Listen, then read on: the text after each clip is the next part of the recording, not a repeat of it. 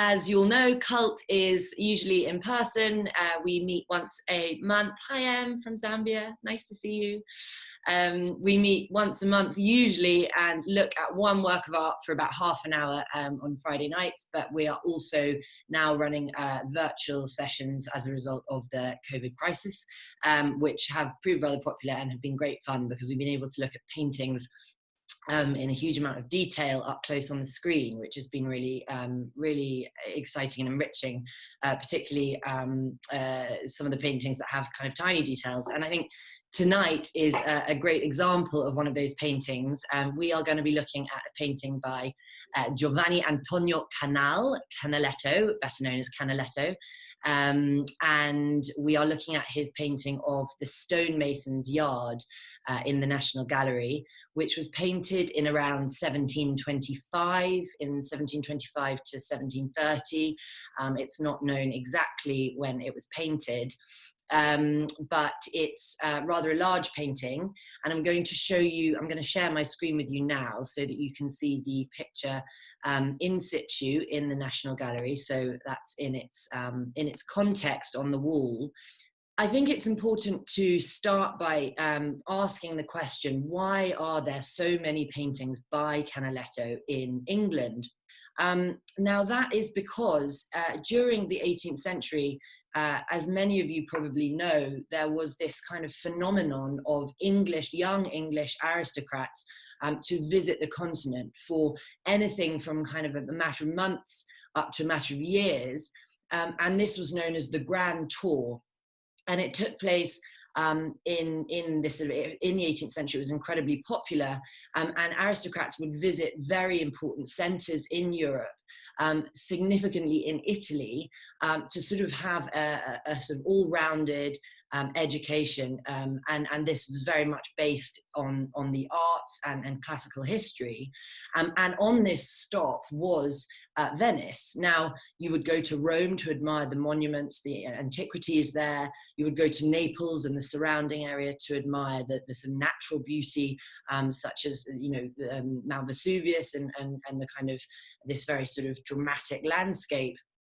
But you would go to Venice really as a kind of tourist leisure spot. It was particularly, it kind of moved away from its success and sort of moment as jewel in the sort of trade crown, as it were. It had kind of, its fortunes had sort of waned from trade by the 18th century, and it became this very beautiful city to visit. La Serenissima, which is the most serene city. And it was full of brothels and casinos and artist studios and festivals and the carnival, of course. And it was a really, really popular spot. And Caneletto's studio became a sort of stop-off point on that grand tour. Now, he was monumentalizing the city of Venice, this beautiful place. So if you're a tourist, as today, and you're in Venice, if you've got a bit of cash in your back pocket, you want something to remember that by. So really, Caneletto's paintings were kind of seen as these sort of souvenir postcards in a way that you could buy in Venice, take home, and hang on the wall of your grand country house. And it would sort of mark that very important visit. I think it's probably quite important to acknowledge that this is actually quite an unusual picture by Caneletto. We normally, as I say, think of these kind of very grand scenes with boats and kind of glittering water. And here we have what sort of feels, and don't be deceived, but kind of like quite a humble composition. But I think what we should do is kind of look at this painting, look at the various details within it, and then we can kind of look a bit more at his technique as an artist. But as I say, this was painted in the 1720s, in the mid-1720s, so this was a relatively early work, but is generally sort of felt to be, the 1720s are sort of felt to be Caneletto's kind of most, in a sense, his most honest compositions. I think as he becomes more popular and has much more of an output, he has to kind of come up with schemes and ways of sort of producing work at a very fast rate. And this involves, of course, workshop as well. So these early works are imbued with a lot of atmosphere. He's using a kind of a reddish kind of brick-colored ground, which, as we discussed last week, is the sort of base layer of a painting in certain areas of his paintings before his later works, which kind of the ground becomes sort of fully grey. So they have a kind of cooler tone. But he uses this reddish ground in certain areas of the paintings in the earlier works, in these paintings of the 1720s. And he's taking a huge amount of care, and we can see that. I think what's so charming about this painting is the kind of vignette into the sort of everyday life of Venice. That's what it is, really. It's a kind of just a snapshot of just very sort of standard day-to-day goings on in the city. So in the foreground, just to kind of pick up, well, where are we? I should probably start by saying, well, where are we in Venice? Now, I'm sure many of you know Venice better than I do, but this is the Campo San Vidal, the piazza or the square where we are, and this is in connection or in relation to the church of San Vidal, and this is the square we see where a number of workmen are working on these large blocks of stone. And straight ahead of us, we can see the Santa Maria della Carità, which is, I'll go into a bit more shortly. So we're in the Campo San Vidal. What's going on? Well, as I say, first and foremost, there's a lot of activity. Now, this feels for me like a very kind of industrious moment. It's certainly not kind of at in a very kind of placid evening scene. We have a lot of people up on their balconies, people at work, and we have this very sharp light coming in from the east, if you look at a map as to the orientation of this painting. So we know this is sort of early morning. This is an early morning scene. As I say, this sharp light kind of gives us that crisp light of day. And of course, this very clear light is something Caneletto achieves incredibly well, and he uses it to pick up the sort of various details on the architecture. But let's just go in a little bit into the stonemason's yard. So we can see here there are these large blocks of stone. It's assumed that these are that these workmen are working on some repairs for the Church of San Vidal, which happened and probably finished by 1730. So this is probably some work that needs to take place for the restoration of this church. And so this is a kind of temporary setup. We can see here we have this sort of temporary structure of a workman's shed where he's used these kind of thick, beautiful sort of thick brush strokes to give this impression of planks of wood with various grains and shades. And this is a temporary structure because in 1730 there's a drawing by Caneletto of this side of the square, and it doesn't show this structure. So we know that the work had kind of been completed by that period. But we see these large blocks of what was known as Istrian Stone. So it came from across the Adriatic Sea, from Istria in Croatia, modern-day Croatia. And it was the kind of dense limestone that's used for many of the buildings in Venice, this kind of familiar creamy stone that we see at the facades of all the palazzi. And we can see here we have this man with his sort of blunt mallet hammering away at quite a rough piece of stone. Again, the idea of the rough stone is sort of given by the technique and the approach. The way he's applying the paint is so kind of coarse here with these brush strokes. And then if we move over, you have this figure who I absolutely adore with this sort of his left leg kind of angled so that he can get sort of purchase on the ground in order to really hammer and chisel away at what seems to be more of a kind of fine detail on some of on the architecture of the church. And you have sort of various figures dotted around. This lady seated on the stone here, couple engaging in conversation here. And then this wonderful detail of a lady who's clearly been sort of sweeping the area around her house, perhaps, and you can see her child, who in bare feet has been kind of running around, perhaps with a sibling, has fallen over, and she's sort of throwing her hands up in despair. And I absolutely love a very minor detail, but the way her heel lifts out of her shoe. You know, this is really just such a moment that Caneletto's caught. And I think it's rather nice as well, as you move over to the left and you can go up into the balcony, and you see this lady has come out of her sort of apartment, and she's leaning over the balcony to sort of see what all the fuss is about, while she's, I don't know, shaking out this piece of cloth or something. So you get a real sense of kind of activity and daily life.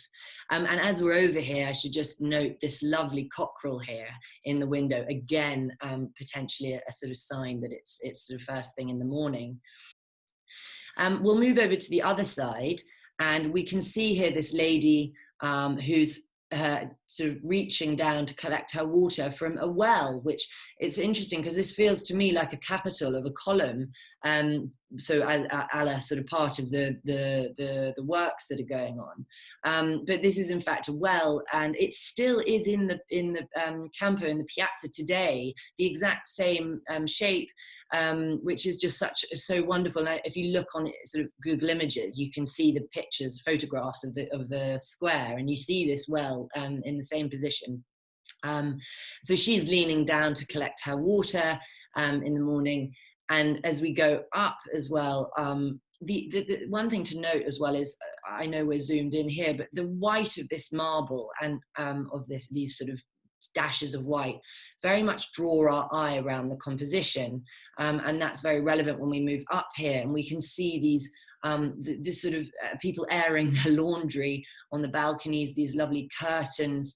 And as we zoom out, you really get a sense of how this thick white paint sort of guides our eye around the composition. And this is a technique that was very much used not only by Caneletto. Rubens does it often with red. Constable as well uses these sort of accents of paint to kind of to connect parts of the picture, so that it feels sort of like a whole, integrated, and also to kind of guide our eye around the composition. But up here we have this lady who's spinning yarn and sort of enjoying the morning sunshine on her face, just out on her balcony in this rather grand looking building, which does in fact still stand, this palazzo here. And if we move further up, these are the sort of curtains I was referring to, the white. But you can see also this lovely detail of these potted plants. They remind me very much of my feeble attempt at window boxes in my shoebox of a flat. So I think it's probably quite important just to note a couple of the techniques that Caneletto is using here. And one of them is this framing of the scene with a building to the left. Now, Bellotto does this particularly, but you see Caneletto doing this here, just having the corner of the building which kind of frames the scene, and of course on the right as well. Often his paintings give a sort of half the canvas to this large expanse of sky, and we can see these kind of quite moody clouds with this lovely sort of accent of kind of cream or yellowish paint in the sky, where the morning sun is sort of catching the cloud.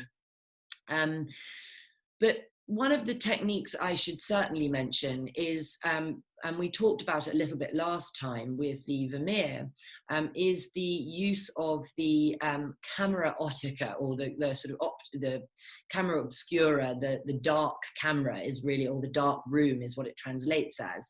And this was really the first kind of, or one of the first iterations of the modern day camera, but which back then, of course, just consisted of this sort of probably a wooden box with a hole in it, in which light shone through and actually kind of projected an image of what appeared outside onto the surface of the inside of the box. Now, this was a technique that was, I mean, there's been a lot of kind of debate over Caneletto's and his followers' use of the camera obscura, but there are several accounts that discuss his use of it, contemporary accounts, and accounts just after his life dates. And I think it's generally assumed that he did use the camera obscura. There is in the Museo Corre in Venice, there is one of these sort of early style cameras which has Antonio Canal engraved into it. So it's likely he did use it. And this really allowed him to establish the perspective and the sort of recession within a scene.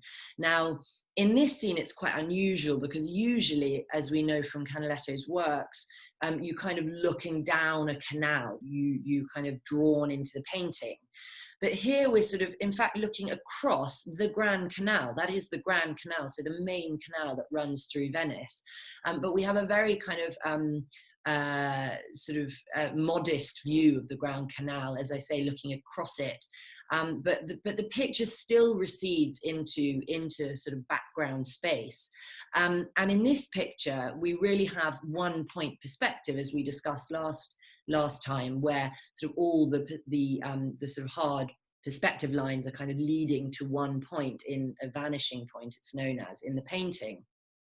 So talking of the recession into the background, I'm just going to take us into the background.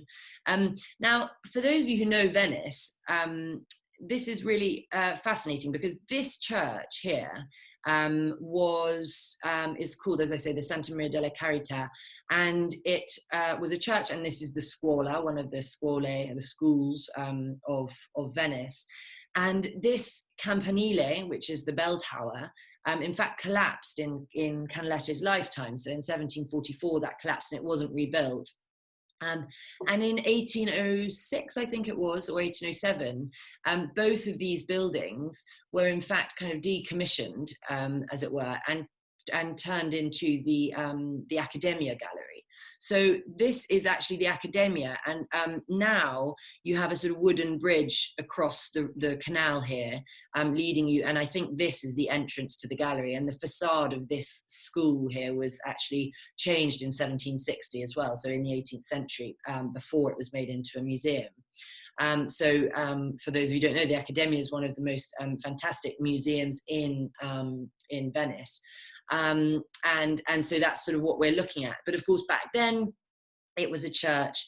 And one wonderful detail is this priest here we see just appearing out of the door to sort of enjoy the morning sun, or to sort of find out what's happening outside of the kind of cool confines of this enormous building in front of which he stands.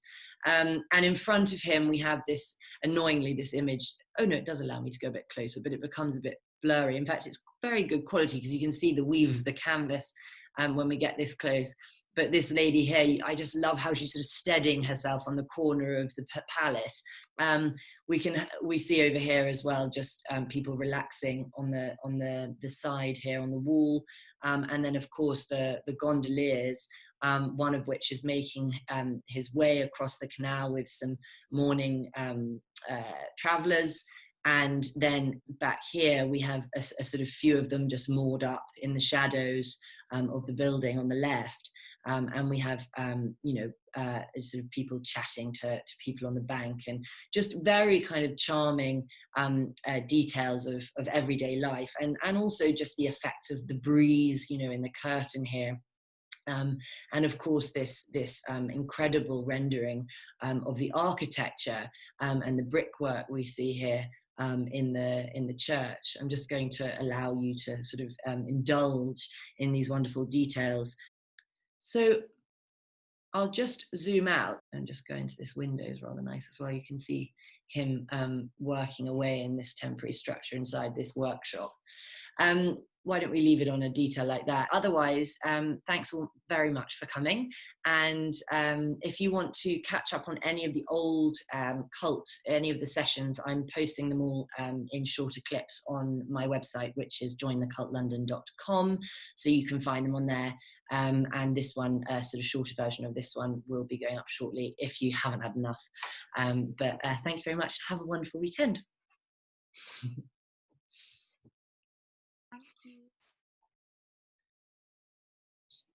Thank you.